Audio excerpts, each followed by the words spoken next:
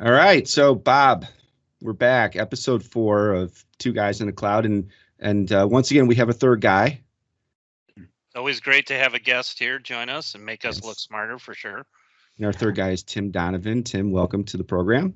Well, thanks for the opportunity to get on here and talk about cloud. Let's do Yeah, it.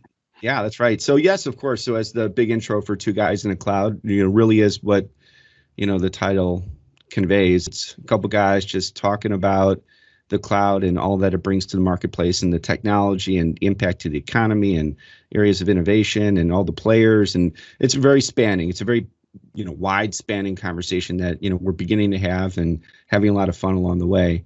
Our goal today is to introduce, part of the dialogue, which we've, unfortunately not gotten to yet, which is AWS, right? So, Bob and I have a rich background largely in Microsoft and Azure.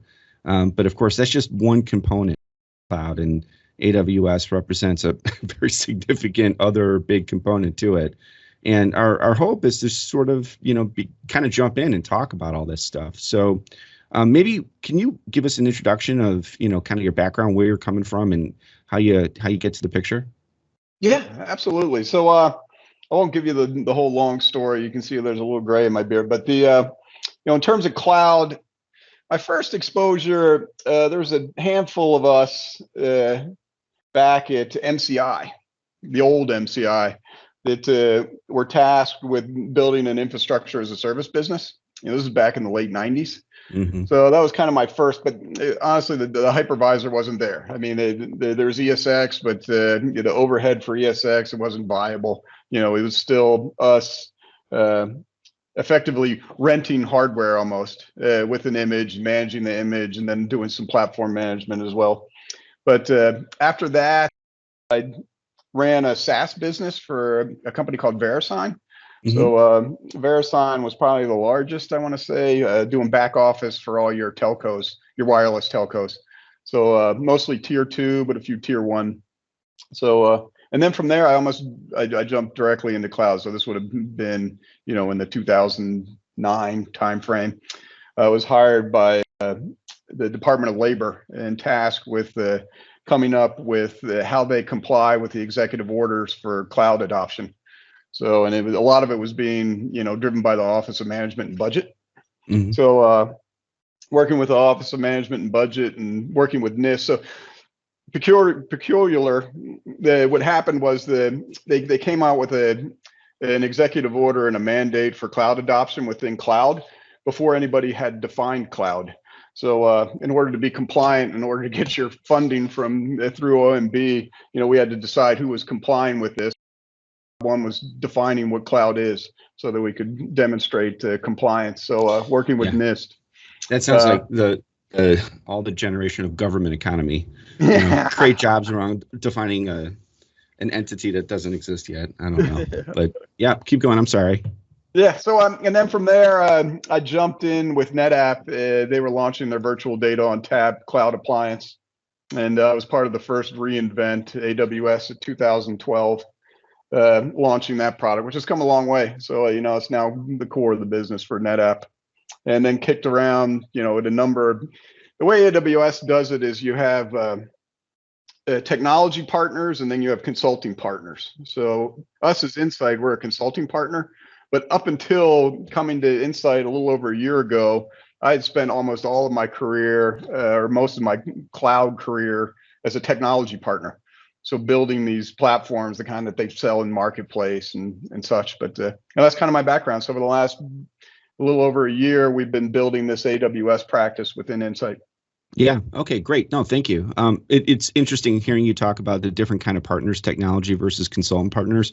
It's just so real about our business that, we're in these ecosystems and there's all this vernacular and you have to understand, you have to understand a different vocabulary unto itself and how AWS positions its partners versus how Microsoft positions its partners. And I think what you were saying is a technology partner was what I would call an ISV. Is that fair? Am I hearing that correctly? And a consultant partner would be more like a systems integrator. Is that kind of what you're saying? Exactly. You're 100% right. Well, it's one of the terms. There's a lot of also known as, there's a lot of AKAs in there, but yeah, ISV is a good way to look at it. And that's if you ever made a marketplace purchase through Amazon, that's the nomenclature they use, ISV.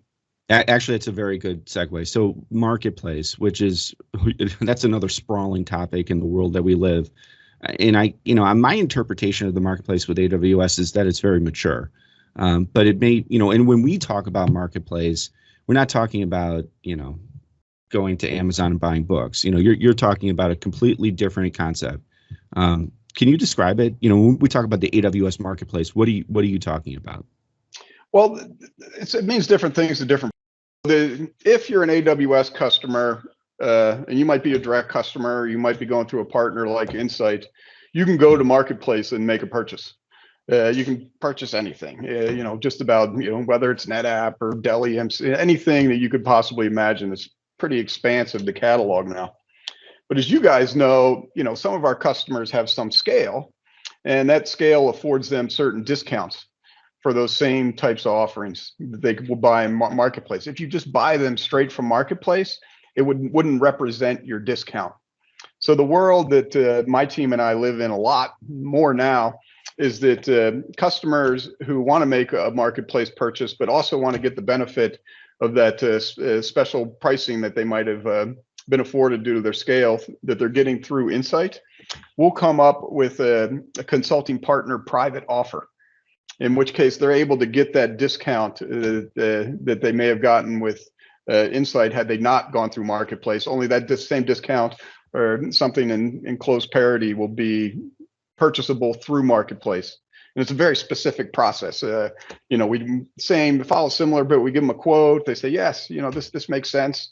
And then we enter it into our marketplace portal, and Amazon does their stuff. And then what they do is they create a link, Elliott, and that link, we send that to the customer. And when the customer clicks on that link, that's how they transact that marketplace purchase. And it's transacted through AWS as opposed to, maybe a distributor or and actually, in that case, Amazon is doing the payment processing, so they're not even getting an invoice from Insight, even though they are getting that preferential pricing that they may have brokered with Insight and our. Yeah, they're getting the critical mass of Insight and the price benefits of Insight. But so just to talk it back, right? So if I had and I'll just do it at a very, very high level. If I had a virtual server propped up within AWS and I want to create a backup component to that, I could go to the marketplace and I'll just, what's a good backup, that you want to throw out there? I'll just we do it's mostly DR as a service, but you have everything from Veeam to Nutanix. Let's just use Veeam. So, one of the things I could do is I could go to the marketplace and create Veeam solution and subscribe to it on the AWS marketplace, and it would provision and become active within my virtual server, right? I could do it that way. But what you're saying is that in doing that, it's almost as if I'm paying, MSRP. I'm going to pay a certain retail price. But if I wanted to get a discount, one of the things I could do is I could get that same offering, and I could, I could buy that vis-a-vis Insight through that marketplace, get that discount, and it would provision the same way. You nailed it. And you actually used the word subscribe because that's exactly what they call it. Yeah. You've done this cloud stuff before, haven't you, Elliott? No, but the truth is that it's a little different. Azure is a different framework, and I don't know if it works exactly like that in the Azure marketplace or within the Microsoft ecosystem. And, kind of part of this conversation is beginning to, kind of parse out the differences between the two, because there are differences. I mean, there are very much, a lot of similarities, and, for those that don't know it, Microsoft and AWS play nice together sometimes, and there's a lot of, synergy there too. But, when it comes to engaging each of them in their own universe, you have to know some of these nuances. And the marketplace is certainly one of them, as I've understood it. So, okay, let me ask this. So, from a value add perspective, there's this auto provisioning component to it, which I sort of just insinuated. I'm like, okay, well, I have a server and I need a backup service. So I, engage Veeam and I subscribe, and it, in theory could auto provision, right? I don't have to do much to get it installed and configured, correct? Yeah. So if you do it, there are, what we need to be empathetic of is there's a huge catalog, and there's varying degrees of maturity. And there are vendors in marketplace that you can do, as you mentioned, where you go click through terms and you pay list price. But they actually haven't. They don't have that experience. They haven't built that practice around the CPPOs. So myself and team, we're just actually for those on the call that don't know what a CPPO is. What would consulting partner private offer. There you go. Okay, good. Which is that's AWS vernacular. I wouldn't say that on the Microsoft side, but that I get it. Go for it. Sorry. Yeah. So they've never done a consulting partner private offer. So the way there's a good bit that you need to get your head around, and there is a delta. There's things called disbursements, and there's still a wholesale price. There's obviously everybody in the equation. The customer's trying to get the best value for the money, and then you have a few for-profit companies that are trying to make sure that they're making a little bit of change, but they've never done this before, so it becomes a learning experience for everyone. So I couldn't tell you what percentage have some capability to do these marketplace purchases versus how many we're doing for the first time. But what we're finding is a lot we're doing for the first time. So we're all learning together. It's I wouldn't say it's nascent. It's certainly not. It depends on the partner, right?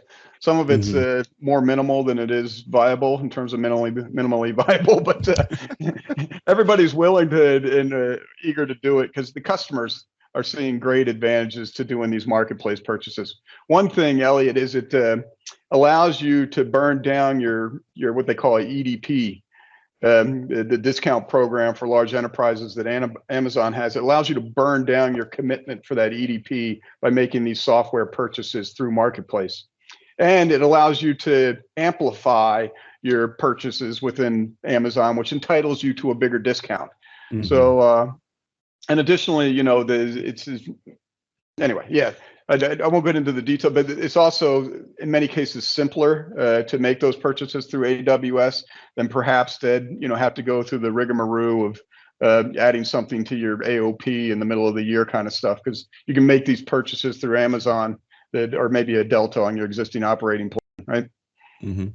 Tim, it sounds like that this marketplace is very convenient for customers, but it could sound like it's overwhelming as well. How, if you're looking at this in the marketplace, how do you know you're making the right technology purchases and decisions for your organization through this marketplace? Because it sounds like it's overwhelming. Yeah, it can be. You're right. And it's also a hard thing to put up those guardrails and police. So, right. Which can be an advantage or a disadvantage. If you're in middle management, you want to go spin up, a Red Hat cluster, that might be an advantage. If you're the CFO and you're not wanting people to go spin up Red Hat clusters, sure. Yeah. That's a bit of a disadvantage. But it's early enough that right now there's a learning curve, and it's not just the insights as a consulting partner they're putting together. It's the vendors. They're learning with us. The customers, as you mentioned, Bob, they're learning, but also AWS is learning. So in the vernacular within Amazon, what we're seeing, we have customers where their Amazon spend was X. And now with marketplace purchases, their Amazon spend has gone to 2x. So effectively their purchases, their Amazon as a vendor is doubled, just because we can even put professional services and management contracts through marketplace now. So we have deals in excess of $10 million that are now lined up to potentially be transacted through marketplace, where traditionally they wouldn't have been.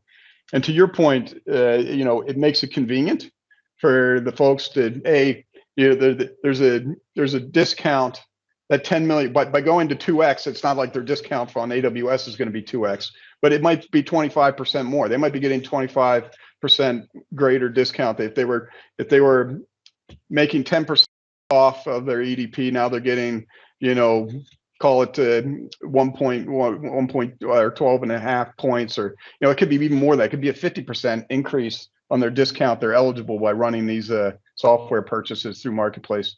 So it's a bit of the Wild West, and people are still trying to get their head around it, but everybody's eager to do it. Long-winded answer to your question, though, Bob. No, I think it's fascinating. I think that ultimately there's this, major shift in business models that, we're really not talking about, but is very much there, right? So, if you think about it, if I'm a distributor, just a traditional distributor in the technology space, I'm watching some of my I'm watching share shift happen. I'm watching, instead of customers coming to me to purchase software through a reseller relationship, they're now going straight to Amazon, and Amazon's facilitating that transaction and incenting them to do it by giving them those price breaks, right? So, you've got this channel shift that's going on. So a distributor is threatened. In addition to, and I say threatened, I mean, it's a market dynamic, and how, the question becomes, how is the distributor going to respond to this, right? And then, from our perspective, and when I say our, I mean systems integrator consulting perspective, it's important for us to make sure that we are incorporating or embedding value and services into this motion, right? So a moment ago, you talked about having, packaged services and packaged offerings within the Amazon marketplace. Critical, right? Because right now, the two values that we seem to provide are price breaks by going through us in the Azure marketplace, but eventually that's probably going to go away. And so, what you probably have here is an opportunity to really begin to embed services and consulting into this motion, and while it's maturing, so that in the future, when it is a mature marketplace, we're there. We're always there. We're packaged and hardwired into the motion. So it's it's like the future forward type thing, which makes this business so exciting, is that it's constantly moving. It's so important, Elliott. Exactly what you just said. And it also, it's insight adding value to the customer, but it's also insight adding value to, what you termed ISV, right? So it's also us being able to demonstrate, hey, listen, you're going to have a higher level of customer satisfaction, with things like one call, we're going to be able to reduce churn, and we create more loyal, happy customers for you, Mr. ISV, and for the customer, right? Hey, listen, we're going to give you a much more reliable, better experience by attaching things like one call support, and as I mentioned, we can even do PSs, so we could do migrations, transformations. There's a whole bunch of things that we can run through Marketplace attached or pulling through these software purchases, right? Mm-hmm. Yeah, agreed.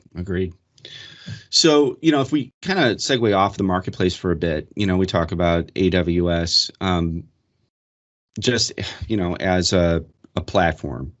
I'm always asked, we're always asked, right, on the Microsoft side, why Azure versus AWS, or why AWS over Azure? And, there's different ways to answer that. Most frequently, it really kind of boils down to where the customer's coming from in the conversation, what investments they've already made, from a perspective of, if they've already made tremendous investments into Microsoft, sometimes Azure is the right outcome just because of that. But, from an AWS perspective, how do you go into that dialogue, where somebody says, why AWS over Azure? Well, it'd be nice to, kind of let the sleeping dog lie, but Elliott, it's always one of the first topics is money, right? And, in fairness, we're Microsoft Partner of the Year. It's no secret that our Microsoft business is probably a larger part of our business than our AWS business. So, and we have a lot of people that are traditionally very familiar with that Microsoft motion. But what we found is that when we go into these opportunities, we're picking a horse, and that horse is typically Microsoft at the beginning. And we're doing cost assessment. We might even do some cost evaluations in our assessment phase, saying, all right, this is what it would cost you with AWS, and this is what it will cost you with Microsoft. What we're finding out, well, some folks are finding out, some of us already knew, Amazon is typically in these accounts too, right? So they're talking to these folks, and they're coming to us. I've had a few cases where large enterprises, large strategic customers of ours, they've made that, we've gone in with that Microsoft pitch, and the customer has decided on AWS. And that decision has been not influenced by us at all. It's been totally driven by the relationship AWS already has within that account. Fortunately, when we find ourselves in that position, we're on our back foot, right?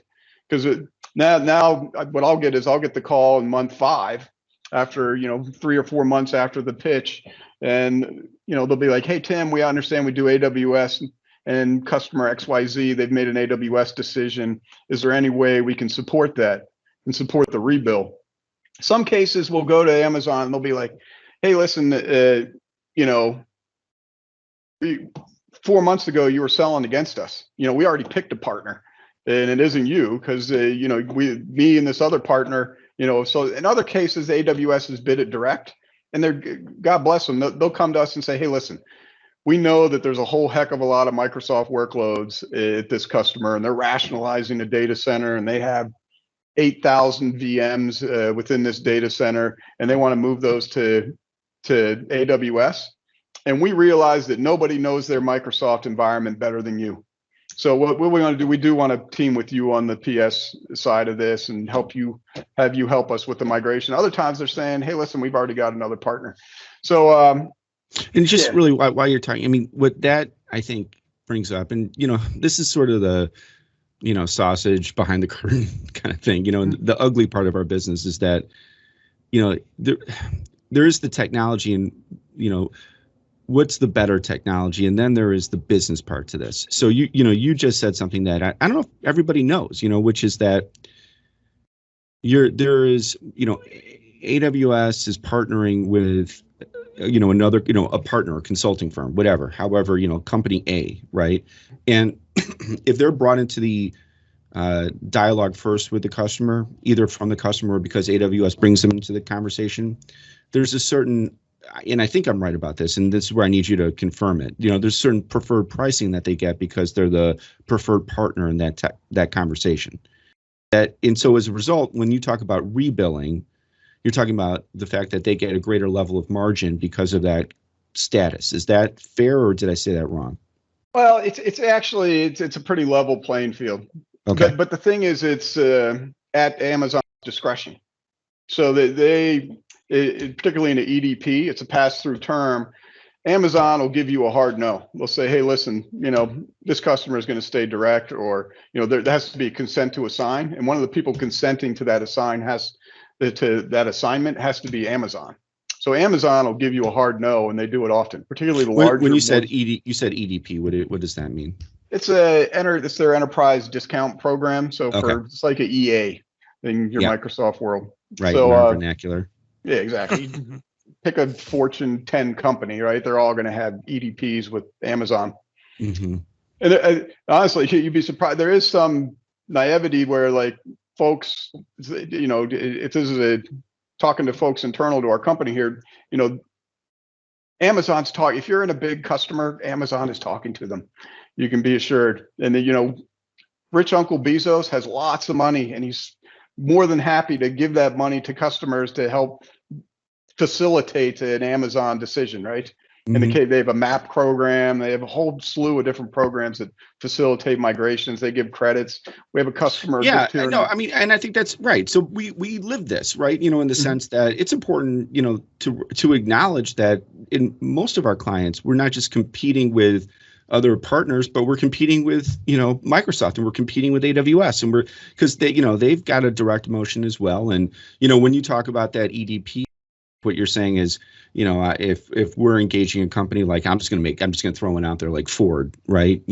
Ford's going to have an EDP, right? But, as a partner, you won't get the ability to price through the EDP unless AWS lets that happen, right? And if AWS, and then if AWS, recognizing AWS is selling it to Ford, there has to be a very compelling reason for them to let you do that, which it typically ends up being what we're very good at, which is the services side. The value that we provide in the implementation is what I'm thinking. That's exactly right, and it's a business case, right? Yep. So it's very pragmatic and subjective. I hate to say it, but it's a little bit subjective. So, in spite of waving the objectivity flag throughout the process, what we find is that if we go and we say, hey, listen, right now we manage 6 of Ford's data centers. Right now, we hold the EA agreement. Right now, we do the managed service. Right now, on everything, all of their platforms and infrastructure, we are their de facto partner, and we go to Amazon and say, we have a ton of value in this relationship.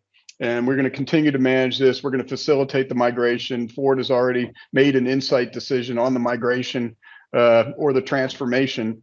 Then AWS is going to say, yeah, you guys, you're adding a ton of value. And you know what? We need you. This is Ford can't live without you. And you know what? We want you to own this thing, and you're entitled to have this bill through too.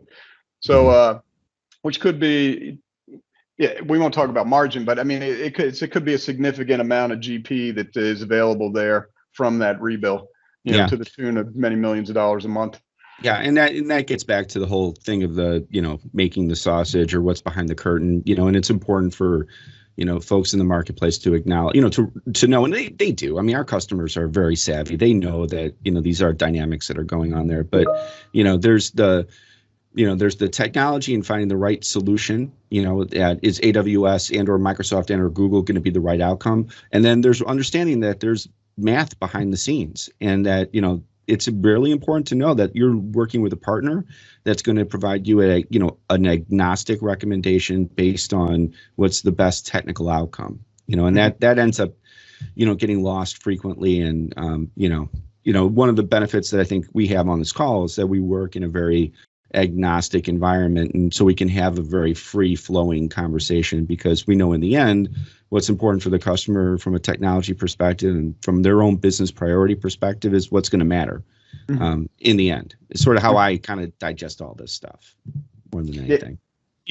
Tim, I got a question for you. When I was at Microsoft, it was clear that AWS was an early adopter to the cloud and picked up a lot of share, because Microsoft was playing catch up for a long time in the cloud space. They're doing a good job now and probably have caught up a lot to where they're pretty comfortable being number 2 in the market, obviously with the goal of being number 1. What's interesting is early on, I saw it as more of a religious type of scenario, right? Like, we're AWS and we're staying there and we're not doing anything else. But lately I've seen customers really start to look at more of a multi-cloud strategy, right? Is having some Azure workloads, having AWS, where it's not so political or religious anymore, where they're starting to do multi-cloud. Have you seen a lot of that, or do you still see more customers, stay on one platform or the other? No, I think they're all of our customers. But one of the interesting things, Bob, to that point, I just recently did an RFP for $200 million, but what happened is, I'm not sure if you knew this, but I think this is public knowledge, so I can share this, but I want to say it was the Library of Congress. Oracle protested. So Oracle wasn't included on the bid, and they won. So their protest was acknowledged, and now I think what we're going to see in the federal space is, as we're doing these RFPs, like the 200 million one I did last weekend, they're going to have, we had to represent all clouds, including IBM, and Google. So we had Google and IBM and AWS, and the way the RFP I was bidding on was written, you could tell that this very large federal department level organization, they were actually going more multi-cloud. They were almost exclusively AWS, but as we got to years 3, 4, 5, so much more was going to Google and Azure. So to your point, I think that's going to be the new norm, right? What I'm curious about, Bob, and this is a question to you guys, but I don't know if that's more of an ideal, because I mean, what I do know is, also dabbling in the Google side, that the way AWS does things and the way Google does things, they don't lend themselves to being multi-cloud. You have domains and projects versus, orgs and accounts, and the way it's even architected, the nuts and bolts of it is not necessarily conducive to dynamic workloads moving from one cloud to another. I mean, that'd be interesting. You guys' thoughts on. I think you're spot on. I mean, that's my immediate reaction is, I think, for example, you just brought something up, and the imperative from a government perspective is very, special to the government, in the sense that they got sued on the Library of Congress, they got sued on JEDI, they're beginning to realize that, we just have to have a equal playing field. Otherwise, we're just never going to get to move forward. Right. So that's a government. I think that's a very government sensitive type response. But I think in the commercial segment, I think 100% correct. It's like, what's the benefit of having a multi-cloud strategy? And I can see some, right? I can see in terms of redundancy, or typically that's when you have that conversation. It's tied to redundancy. What happens if your environment goes down because Microsoft goes down? You want to have some sort of backup with AWS or vice versa, something like that. But I think the truth is that business is much more, it evolves, it's more complex. I have a company, I acquire another company that acquires another company, and all of a sudden I've got 3 platforms. And so I've got to be able to support all 3 platforms, and, I think that the truth is that we have, we find ourselves in multi-cloud environments that we have to support. And then I'm very interested to understand, to your overarching question, what's the technology imperative that would, say we need to have AWS and Azure and Google running concurrently because of these reasons? Is there one thing that's specifically that much better at AWS, and one thing that's that much better in Azure, and one thing that's that much better in Google, that we need to have all 3 at the same time? I like to think of it as a business analogy, and in my mind, I always try to tie those together. So as a consumer, it's good for you if Lowe's and Home Depot are across the street from each other, right? Because it keeps prices low, and you're going to want to go to a place that has your lowest price for your shovel, your lumber, whatever. And when you're looking at these clients, mostly the bigger ones, they obviously use AWS and Azure against each other because they're looking for the best discount. They're looking for the lowest price. They're looking for funding sources that you mentioned, right, for migration. And I think it's interesting because back to my earlier point about being a political, religious type of scenario, I still think it is, to your point, because you don't want to re-architect for Azure if you're very comfortable in AWS. You probably don't, but you sure do want that price leverage. And I think a lot of those clients will do that to try to squeeze more points or more discounts out of deals so that they can do that. There's probably Microsoft is the hungriest after an AWS customer, and you will see them bring resources, you will see them bring money, you'll see whatever it is to move that platform over to Azure from AWS. So I'm assuming AWS is the same way and trying to protect the castle, if you will, from a Microsoft price attack. But it's just really interesting how we're moving forward in this platform type of area where we're going to have a lot of large players. You mentioned them all, right? Oracle, Google, IBM. There are going to be a lot of choices for clients to buy their hardware from, from lack of a better term, right? Mm-hmm. The Home Depot, Lowe's example. So it's just really interesting on clients looking at different options that they're going to have, and sort of like the marketplace we were talking about, they're going to have a lot of different choices and options. But then if I connect the dots between those things, is if the reason I've got, 2 or 3 partners, so let's just AWS and Azure, that I'm buying from, that I've propped up because, my goal is to get a net, cheaper outcome because I'm playing the 2 off of each other, right? I'm saying to Microsoft, hey, I've got AWS and here I can get a better price here, and vice versa. Then, whatever that price break is, you have to measure that and offset that against the operational challenges that you have managing multiple platforms, which I think is real. In the sense that if I've got, AWS and Azure and Google, there's, 3 moving parts instead of 1. And I'm very much simplifying the whole thing. But I think it's actually to Tim's earlier point, that we've got, this inherent overhead tied to each one of these platforms. And when you pull them all together, then you're asking more from your operation. So I think that's one of the, from an economics perspective, that's one of the things that needs to be talked through. Are you really getting the price break that you're looking for because you have this overhead tied to it, or not? Maybe there's another reason to do this. Along those lines, when I think of Azure, I think of, infrastructure as a service. It's a software as a service, and then you have this thing called platform as a service, where I'm developing applications within Azure to scale. Does AWS, have something, how would you articulate the AWS platform as a service?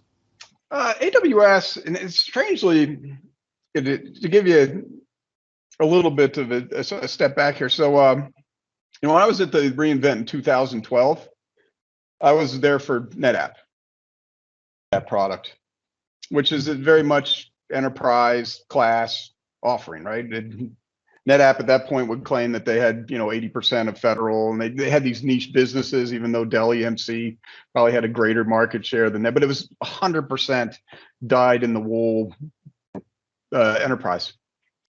We were almost the enterprise guys there.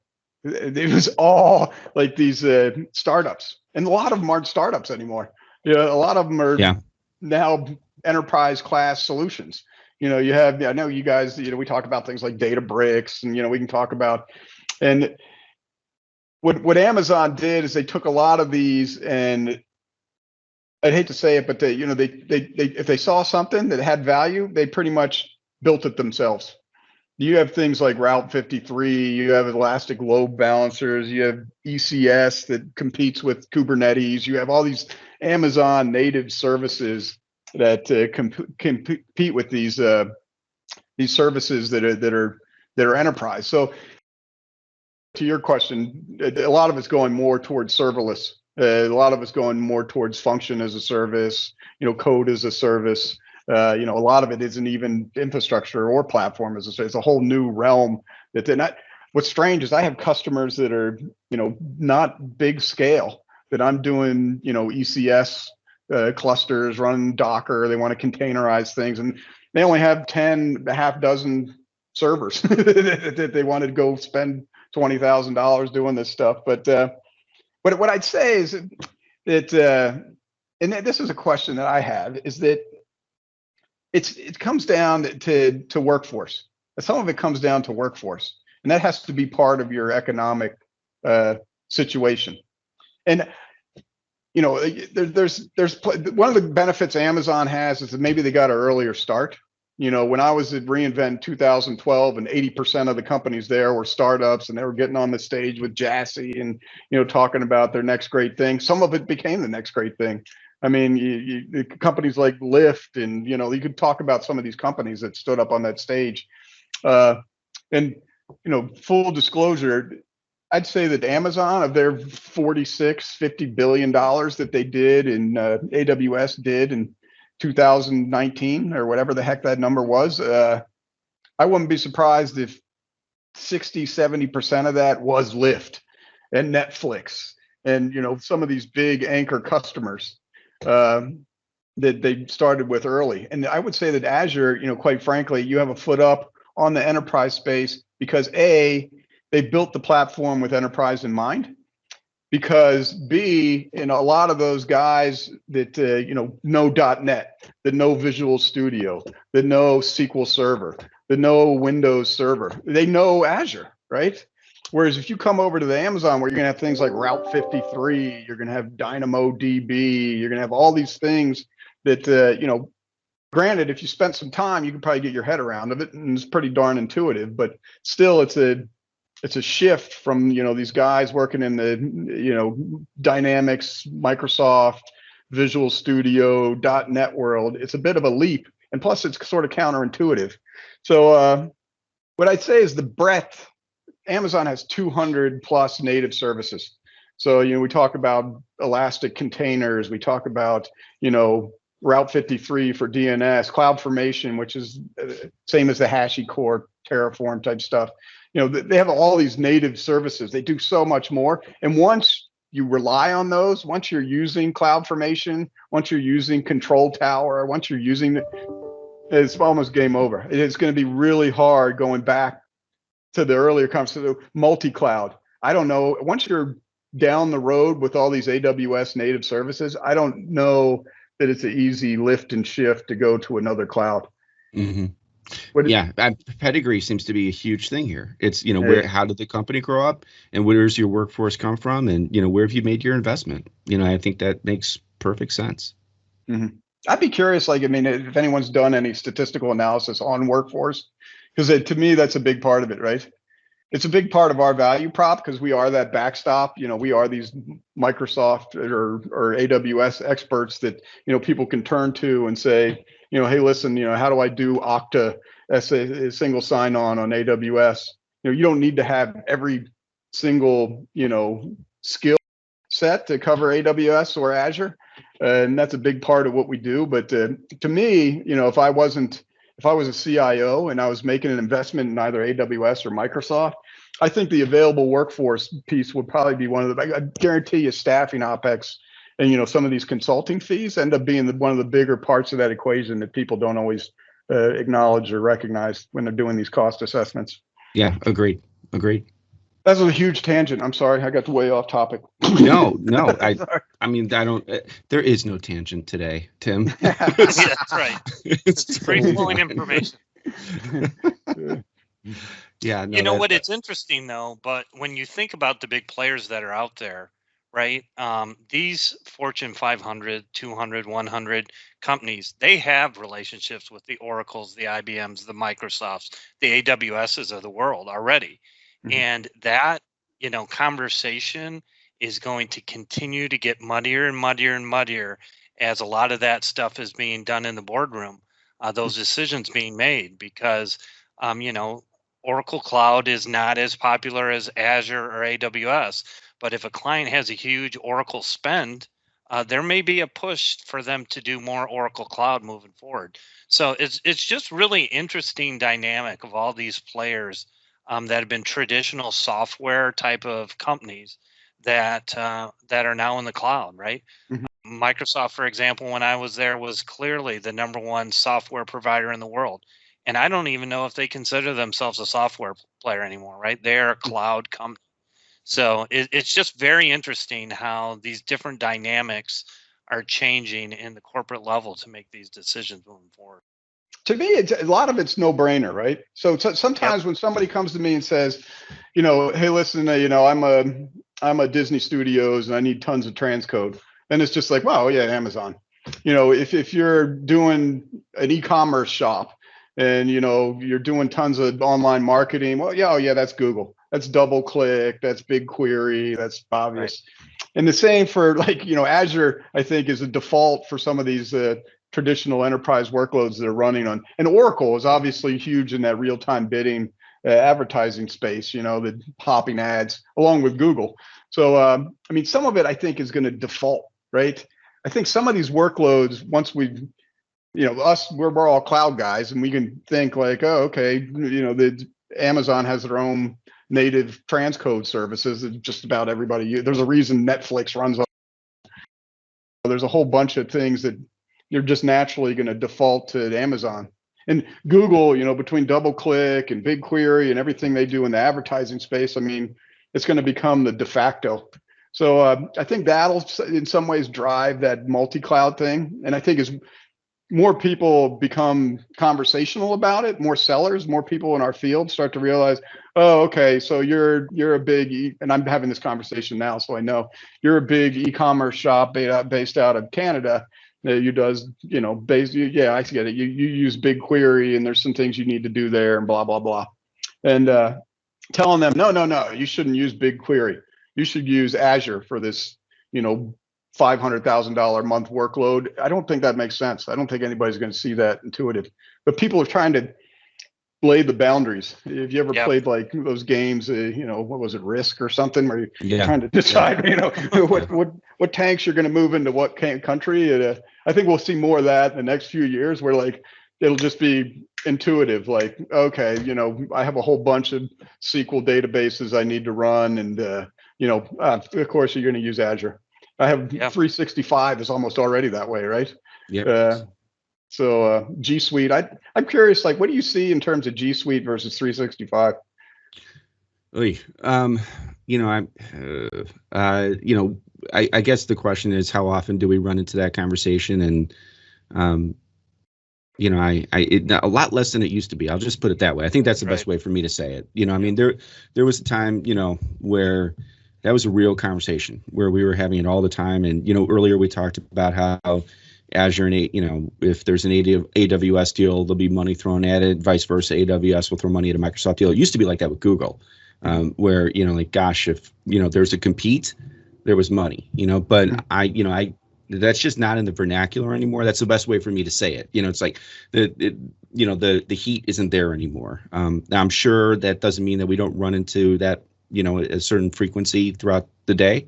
but it's just not as pervasive as, what I remember back in the time machine. But Bob, can you add to that? I mean, yeah, I sure can. It's funny. I'm gonna age myself again, because when I was a Microsoft seller, it was selling against Lotus Notes, right? It was Exchange versus Notes. I remember Lotus. And Microsoft won that battle clearly. Yeah. And it started off the same way. It was Office 365 versus Google. And Microsoft has really won that. Now, you'll still see Google in places like colleges and things like that, where it's little to nothing, or Google's paying for it to be there. But in the corporate space, Office 365 has done a heck of a good job, being able to provide security and everything else that goes with it. So it has really won that battle from email, where it's become no brainer. And in fact, it's very strange to even see an Exchange customer anymore, which is kind of hard to believe, but there are a few out there still. But on-prem email is a thing of the past, and 15 years ago that was really Microsoft's first entree to the cloud. Yeah, it really was. I actually as you're talking, I'm thinking about my wife's a teacher, second grade teacher, and they live with Google, and there's just a whole nother subset of right. Market. So some of this is a market conversation. Just in all fairness to Google, in the sense that I'm not. As I responded, I was not thinking about the academic market. The K through 12 market, where if you want to have a K through 12 conversation, Google should be at the top of the list, right? So it's a different world out there. But so, and then I think about Lotus. So I'm having an ADD moment right now. So then I think about Lotus. I was at Lotusphere. Did either of you guys ever get to Lotusphere? Okay. No, I did get to Lotus though, but not the Lotusphere. Lotusphere was their big annual event, and I went to one, and the reason I'll never lose like the visual of it was they gave away these yellow. It was at Orlando, I think it was like one of the parks, and they gave away a yellow backpack. Just this bright yellow backpack, and there was about 30,000 people there, and it was like 30,000 bees walking all over the place because everybody wore their backpacks. And I remember I was really young at the time; I was really in my career, and it's just the first time I'd ever seen this. This industry can be, gratuitous at best, and then the fact that there was 30,000 people, and there were 30,000 people wearing backpacks, and it did look like a swarm of bees. And so Lotusphere is always stuck in my mind. And then, of course, in the years that followed, there were no more Lotuspheres. So I don't worry about that. Yes. All those many years ago. So what's next? What's going to pop up next? So, I mean, is IoT, is, these edge hybrid, does Microsoft, I don't even know if Microsoft has like a Outpost AWS thing, like one of these converged infrastructure edge offerings. Does Azure put one of those together? Yeah. So this is where, my 200 level understanding fails. I know that we've got, there is an IoT component to Azure, obviously, but a converged, so when I hear converged, I think that you're talking about, device plus IoT threads back into Azure. But so are you familiar with like FlexPod? The NetApp offer? Okay. Nope. So it's a converged, and FlexPod is VMware and Cisco and NetApp storage, and there might be a few other components I'm missing. But and it comes on a pallet as a rack, and you drop it in the data center. It's sort of like it's a modular data center.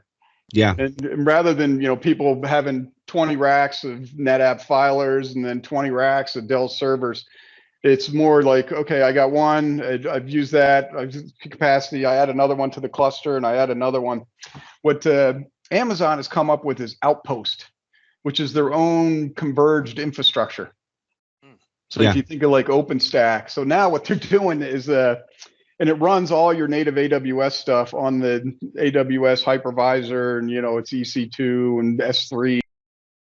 They're putting these in data centers so that now your AWS is at your data center, and you can start hearing potentially that sucking sound of like things like NetApp data on tap going to EBS, or you start hearing that sucking sound where eventually what they've done is they've created a catalog of services that is so exhaustive that they feel like, they can compete with just about anything in the data center. So they're going to be trying to offset, I think, a lot of that stuff. And I anticipate because Azure, and AWS are pretty much in lockstep on many things, that Azure probably already has one in process, or is something out there maybe. But yeah. No, your point is valid. These two are constantly, upping each other, right? So if somebody brings out something, it's a me too type deal all the time.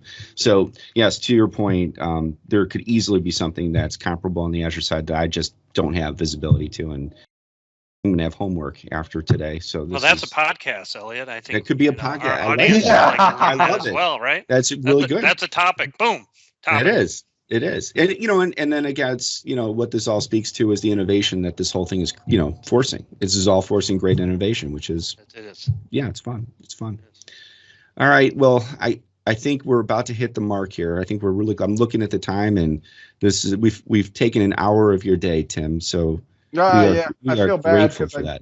It was I would never give me an unstructured conversation, because it'll just go wherever. Hopefully I didn't offend anybody. No, this was actually perfect. No, we'll give you an hour all day. This is perfect. All right, guys. All right, excellent. Well, thanks again, Tim. Bob, mission accomplished. Yeah, we'll see you. Another Talk one. to y'all later. Another one racked up. Thanks, everyone. See you.